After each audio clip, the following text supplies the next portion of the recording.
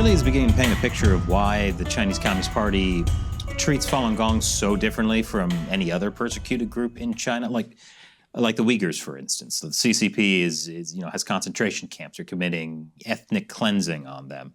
But in official state narratives, they'll, trot out some alleged Uyghur in traditional garb, showcasing, hey, look, we're not persecuting them. We love their culture, et cetera, et cetera.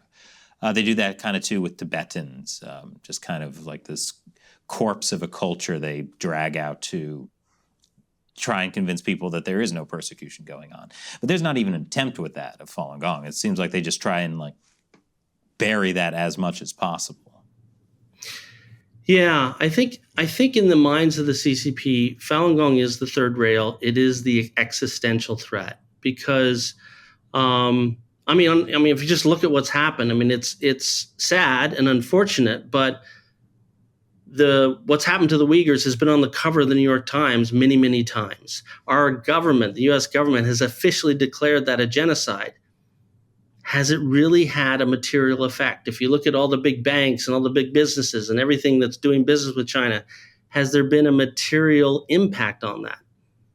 Sadly, no. And I think the CCP knows that. They certainly don't want to air their dirty laundry, but it's not an existential threat. With Falun Gong, they went after Heartland China. They went after a group that was 100 million people. It was everywhere in China. And it now is the voice, one of the leading voices for sort of exposing the CCP's dirty laundry on the world stage. And so I think when they look at Falun Gong, they see existential threat. When they look at other groups, they see nuisances. They see things they don't want necessarily to be seen, but it's not necessarily an existential threat. And I think that's sort of the big difference. And that's going back to what you just said, Chris. That's why there's no even attempt to sort of say, oh, we like Falun Gong or this or that. It's, you mentioned Falun Gong in a meeting with a Chinese official. That ends the meeting, period, hard stop. And it's been that way for 20 years. So, and I think that's the reason why they see it as the existential threat to their regime. It's interesting you described Falun Gong as sort of the heartland of China because I know before the persecution began, official numbers put it at 100 million people practicing. But how do you if it really was the heartland, how did the CCP succeed in turning public sentiment against them? Well, I think there's two things. I think there's, part of it is people have been through so many campaigns, whether it's the 5 Anti campaign or the Cultural Revolution. There's always been these violent campaigns that have really been the main characteristic of CCP rule since 1949. The kind of movements that would have gotten Matt purged at some point. Yeah. Matt would be... At every point. At every point, I would be gone. Yeah. So these campaigns did a few things. One, they eliminated what the CCP saw as challenges to their authority, challenges to their sort of, hold on power. But it also had the effect of terrifying people because once they see all the campaign after campaign, the minute a new campaign comes up, everybody does this. They go into self-preservation mode because they know people are going to get killed and slaughtered and all kinds of terrible things are going to happen. And so when the persecution of Falun Gong first started, you saw that. In the Chinese community, it was like, oh, we've seen this before. Here's another campaign. And so you have a lot of people that it's just plain fear. They've seen the terrible things that have happened to all these other groups. And they know if they say anything, if they speak out, if they advocate for Falun Gong, they could be next. And that creates a great deal of fear. So I think that's one of the ways that they were able to do this. The second way is I think we might have mentioned this on your show last time, is the 610 office, which is what human rights groups call the Gestapo for Falun Gong. What Jiang Zemin did is looking at across China, he saw how popular Falun Gong was and said, I can't use the rank and file of my normal police or security apparatus. I've got to create something separate beyond the law that reports directly to me and the Politburo.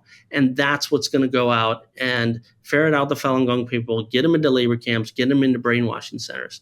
And that's what he did. And so that 610 office has really been running the show when it comes to persecuting Falun Gong. So I think those two things at play is really what enabled Jiang Zemin to take something that was heartland Chinese, something that was really respected and beloved by a lot of Chinese people, and turn it into a persecution. It also helped the CCP get really good at persecuting people. Oh, they already had those skills in place well before. But no, actually, I get what you're saying, because like a lot of the things the Chinese Communist Party did to Falun Gong, they did to the Uyghurs, particularly organ harvesting, and then they eventually used against all of China during the zero COVID. Yeah, absolutely. I mean, we saw, I mean, again, the CCP didn't invent torture, but certainly some of the methods the reason a lot of the torture that happened against Falun Gong is to break their will, right? To get them to give up their faith. And so there's particular torture methods that were more effective than others. And they would literally train other labor camps on which ones are more effective. And lo and behold, you see those popping up at the Uyghur camps and other places. So it is very much a training ground for these kind of things. And I think one of the things you were just alluding to, Chris, is the surveillance technology. I mean, they first architected the early versions of the Great Firewall, and some of the surveillance was built to surveil and capture Falun Gong. And of course, now it's unleashed not just on all of Chinese society, but really around the world.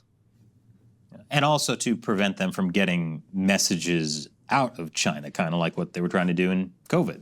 Yep, very much so. Very much. Yeah, speaking of COVID, you mentioned this is like they've been using COVID as like a third stage of persecution of Falun Gong. What are some ways that they've sort of taken COVID rules or COVID technology and used that as either an excuse or a tool to specifically go after Falun Gong? Well, yeah, I mean, I think COVID was sort of a part of that larger third stage, which is really silencing the Falun Gong community because they knew too much and they were saying it too loudly on the world stage. And so COVID became the primary example of something they needed to keep under wraps. And so they needed to silence the Falun Gong community, among others, to do that. And so one of the things they did is, ironically, it was called Zero Out Campaign. And this actually started a little bit before COVID, but this was sort of to breathe new life in the Falun Gong persecution campaign. The goal was to basically eliminate all the Falun Gong in your precinct, whatever you're in charge of, your city, your village, not necessarily by hauling them all off to a labor camp, but sort of, breaking down their door in the middle of dinner, harassing them, telling them you're going to fire from their job, they're going to be put on a blacklist. These kind of techniques we started to see a lot, and that's exactly what they did. I mean, we could see literally the footage on COVID when they would sort of go after people that, I don't know, the testing results or tracing results or what have you, but they were using those exact same techniques to go after people during the COVID lockdowns.